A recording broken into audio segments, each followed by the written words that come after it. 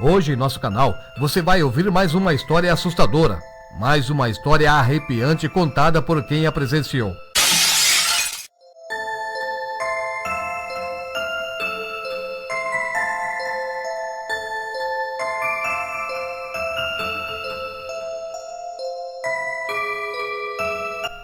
No ano de 1932, uma onda de medo tomou conta dos habitantes da pequena cidade no interior de São Paulo chamada Angatuba. Assustados com a fama de que as tropas gaúchas destruíam casas e atacavam as mulheres, os moradores decidiram esconder mulheres e crianças em sítios e em algumas cidades vizinhas. A conhecida Guerra Paulista tinha como objetivo derrubar o governo provisório do então presidente da República, Getúlio Vargas. Naquele tempo, todos os estados do Brasil se voltaram contra São Paulo, com exceção o estado do Mato Grosso. Felizmente, nos dias da ocupação dos soldados gaúchos na cidade de Angatuba, que em Tupi-Guarani significa Assembleia dos Espíritos, nenhum incidente foi registrado, e os dias daquela invasão foram tranquilos. Mas um fato ocorrido na zona rural daquele município marcaria para sempre a vida de uma família descendentes de holandeses, que moravam naquela região. 3 homens malfeitores, aproveitando da ocasião de medo que os moradores daquela cidade estavam vivendo, entraram num acampamento militar durante a noite e ali furtaram roupas e armas dos soldados.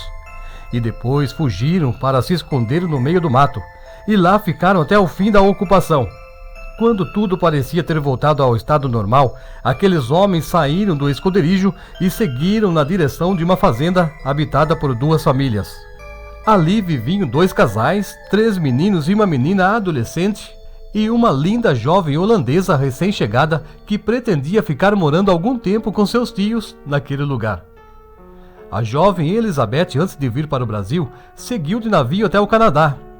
E daquele país ela conseguiu trazer 5 filhotes de lobos escondidos numa mala.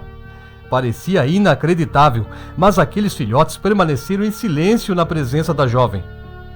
Então ninguém no navio suspeitou de alguma coisa estranha, e seguiram tranquilamente a viagem.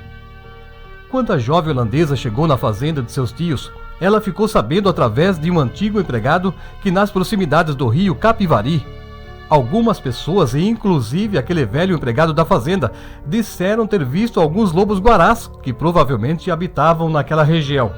Após receber tais informações, Elizabeth pediu que o empregado a levasse até o rio.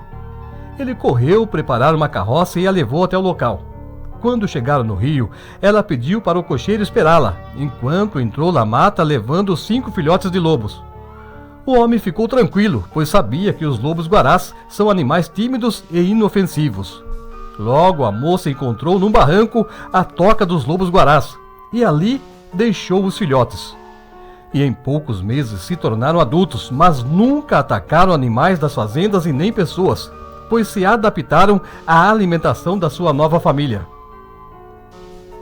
Era do conhecimento de todos que a moça se tornou amiga dos lobos. E a cada 15 ou 20 dias, a jovem saía da fazenda seguindo o caminho do rio e caminhava até a toca dos lobos para visitá-los. Ela sempre levava comida para os seus amigos animais. E se acontecesse dela não conseguir sair visitá-los, então eram eles que vinham até ela durante a noite e ficavam uivando e rondando a casa até a jovem sair para encontrá-los. A visita dos lobos tornaram-se tão comuns aos moradores da fazenda que eles os tratavam como cães domesticados. Mas algo marcante acontecia naquela fazenda. Era que quando um dos tios de Elizabeth se aproximava, os lobos e até mesmo os guarás demonstravam sentir medo ou algum tipo de respeito àquele homem. E todos abaixavam suas cabeças ao passarem perto dele. Num certo dia, os pais da jovem vieram visitá-la na fazenda. Fizeram uma festa para comemorar a chegada do casal, e os tios da moça se alegraram muito ao rever a irmã e cunhado. Então fizeram todo o possível para que eles ficassem bem à vontade, como se estivessem em suas casas. 2 semanas depois, quando os pais de Elizabeth se preparavam para voltar ao seu país, eles insistiram para que a filha voltasse com eles. Mas ela se recusou e disse que queria continuar morando mais algum tempo naquele lugar. Eles consentiram que ela ficasse ali. Depois se despediram e seguiram viagem de volta à Holanda. Mas alguns dias passaram e 2 viajantes vieram até a fazenda trazendo produtos da capital para vender aos moradores da zona rural. Enquanto os 2 vendedores conversavam com os tios de Elizabeth, ela passou por eles e ouviu quando falavam sobre um grande animal que apareceu diante da barraca onde eles haviam dormido na noite passada, e diziam ser um animal do tamanho de um homem. Era tarde da noite quando eles já tinham apagado o lampião e por uma pequena abertura na entrada da barraca podiam ver a lua surgindo atrás das árvores. E puderam ver também a sombra do tal homem sobre a lona fina da barraca. Mas tinha algo estranho. A sombra era igual a de um homem, mas a aparência era de um animal que eles nunca tinham visto antes. Enquanto aquela sombra se afastava, os 2 amigos disseram que alguns cachorros passaram rosnando ao redor da barraca e parecia que estavam seguindo o estranho homem. Os 2 viajantes confessaram que sentiram medo, muito medo. Depois foram embora falando que talvez aquela fosse a última vez que eles passaram por ali. Naquele instante, Elizabeth e seu tio mais velho olharam um para o outro enquanto viam os 2 homens se afastando. Num domingo, após o almoço, aqueles 3 malfeitores entraram na fazenda. Eles estavam armados e vestidos como soldados.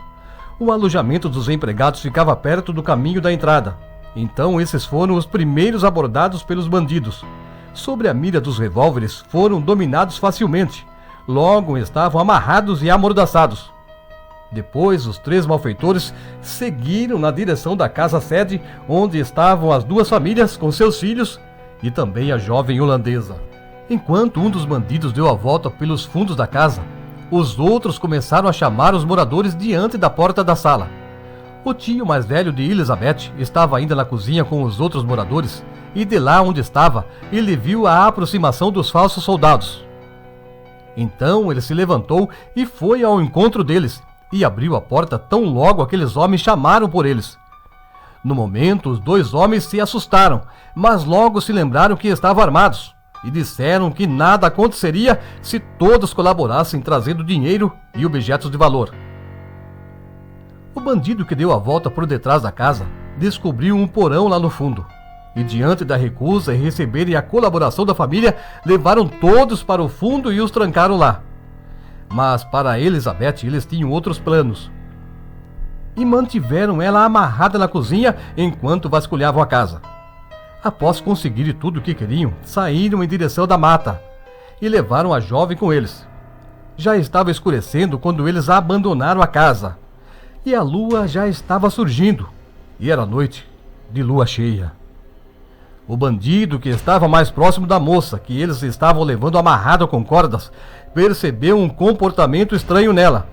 Seus olhos estavam ficando vermelhos, suas unhas pareciam ter crescido, e 2 dentes pontiagudos estavam sobressaindo em sua boca, enquanto a jovem começou a se debater para soltar as amarras.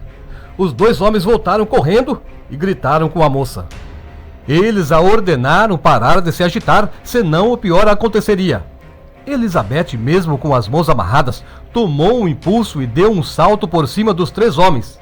E enquanto fazia isso, ela uivou de forma tão assustadora que aqueles homens sentiram um gelo em suas espinhas.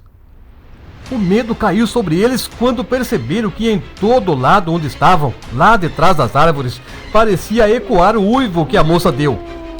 E se repetiam por todos os cantos da mata, e o barulho confundia seus pensamentos. Desesperados, começaram a atirar sem saber para onde ou em quem. Nesse momento, surgiu um homem muito grande, com uma aparência assustadora, e rosnando veio para cima deles. Mesmo com as armas em punhos, eles não conseguiram escapar das garras pontiagudas do lobisomem. Eles perderam suas armas e, ensanguentados, saíram correndo no meio da escuridão. Depois o lobisomem se aproximou de Elizabeth e a viu sendo envolvida num raio de luz da lua cheia. As amarras que as prendia foram desfeitas, e enquanto uma névoa fina vinha sobre ela, levantou os braços chamando seus lobos, que surgiram da mata e perseguiram aqueles homens. Em alguns minutos, tudo começou a se acalmar. Então Apeeiro e seu tio voltaram à fazenda.